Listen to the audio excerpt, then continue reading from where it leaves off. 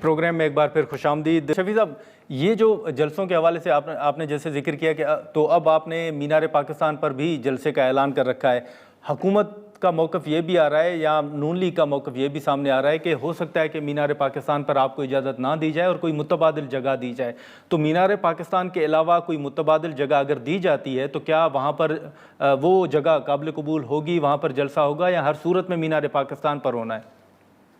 دیکھیے، پہلی بات یہ ہے کہ آئینی لحاظ سے، قانونی لحاظ سے ہم پاکستان کی کسی کونے میں بھی جلسہ کر سکتے ہیں، لیکن بدقسمتی سے آپ دیکھ رہے ہیں کہ 9 مئی کے بعد پاکستان تحریک انصاف کو پنجاب میں صرف 2 دفعہ موقع ملا، 2 دفعہ NOC ملی، ایک دفعہ سنجانی کے مقام پہ اور دوسری دفعہ جو ہے وہ لاہور کے ایک سائڈ کے ایریا میں ہمیں جگہ دی گئی، اور وہ جس طریقے سے اس جلسے کو ختم کروایا، اسٹیج پہ چڑھ کے لوگوں سے مائک چھینے گئے، لائٹوں کو توڑا گیا۔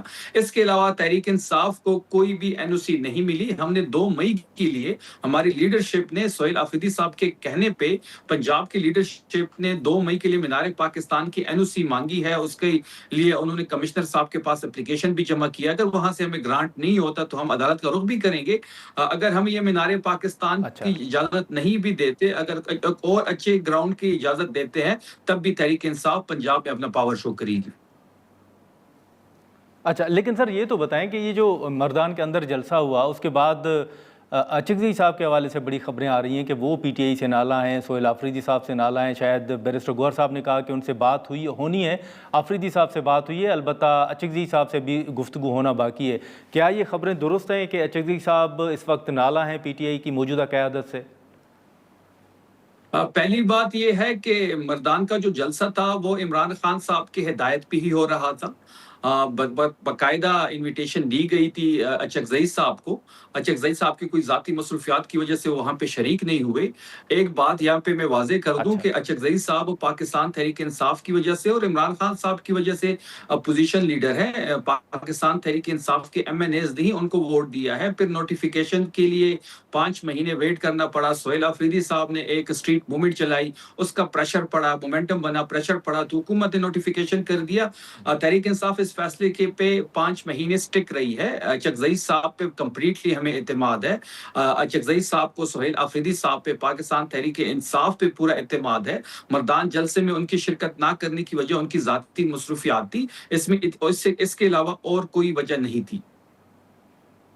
اچھا ٹھیک ہے شفیع صاحب، ایک آخر میں مختصراً یہ بھی بتائیے گا کہ یہ جو خیبر پختونخوا کے اندر تبدیلی، CM صاحب تبدیل ہوئے، آفریدی صاحب CM بنے، پھر آپ کے اپوزیشن لیڈر بن گئے دونوں ایوانوں کے اندر، یہ جو رمضان سے پہلے بھی کہا جا رہا تھا کہ عید کے بعد تحریک چلائی جائے گی، ابھی بھی اگر آپ سوشل میڈیا پر دیکھیں یا ایون آپ کے اپنے جو رہنما ہیں وہ بھی یہ سوالات اٹھا رہے ہیں کہ جو فیصلے کرنے چاہیے تھے ان میں تاخیر کی جا رہی ہے۔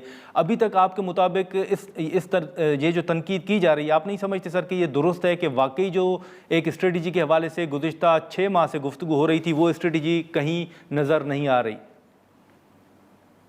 دیکھیں، جہاں تک تحریک کی بات ہے تو عمران خان صاحب نے تمام تر ذمہ داریاں جو ہے وہ محمود خان اچکزئی صاحب کو دی ہوئی ہے، تحریک کے حوالے سے ہو یا پھر مذاکرات کے حوالے سے ہو۔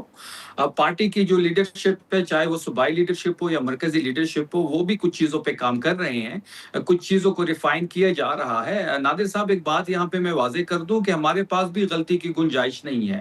جب ہمارے پاس غلطی کی گنجائش نہیں ہے تو اس کے لیے پلاننگ بھی بھرپور کرنی چاہیے، اس کے لیے بھرپور پلاننگ ہو رہی ہے، کچھ آپشن زیر غور ہے۔ محمود خان اچکزئی صاحب کو لوپ میں لیا جائے گا۔ اچھا ٹھیک ہے، نہیں شفیع صاحب معذرت آپ کی میں بات کاٹ رہا ہوں، لیکن میں صرف یہ جاننا چاہوں گا کہ خان صاحب نے مینڈیٹ تو اچکزئی صاحب کو دیا ہوا ہے، لیکن کیا آپ کے علم میں نہیں ہے کہ اچکزئی صاحب کن نکات پر غور کر رہے ہیں، کون سے کارڈ ہیں جو استعمال کرنے کے حوالے سے اسٹریٹجی تیار کی جا رہی ہے؟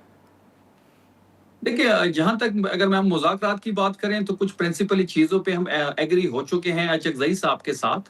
اس میں نئے الیکشن ہے، مینڈیٹ کی واپسی پہ بات کرنی ہو تو وہ بھی تیار ہیں۔ اس کے ساتھ ساتھ جو ناحق 64,000 FIRs کاٹے گئے ہیں، ہمارے کارکنوں کو جیلوں کے اندر ہے، ان پہ بات ہو تو اچکزئی صاحب کو پورا اختیار ہے کہ وہ بات کریں۔ نئی ECP کی بات ہوئی، اگر پھر تحریک کی بات ہوئی یا پھر اسلام آباد مارچ ہوا یا وہاں پہ پڑاؤ ہوا یا پنڈی کی طرف جانا ہوا، جو بھی وہ فیصلہ کریں گے، تحریک انصاف کی لیڈرشپ بھی تمام آپشنز غور کر رہی ہے۔ مذاکرات کے لیے PTI تیار ہے؟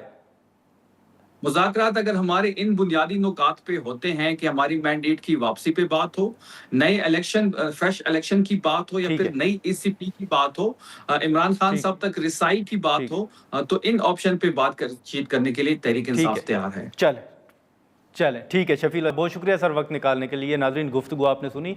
अब देखना ये होगा कि ख़ास तौर पर जो पाकिस्तान तहरीक इंसाफ के हवाले से मामलात हैं उन पर क्या पेशरफ सामने आती है।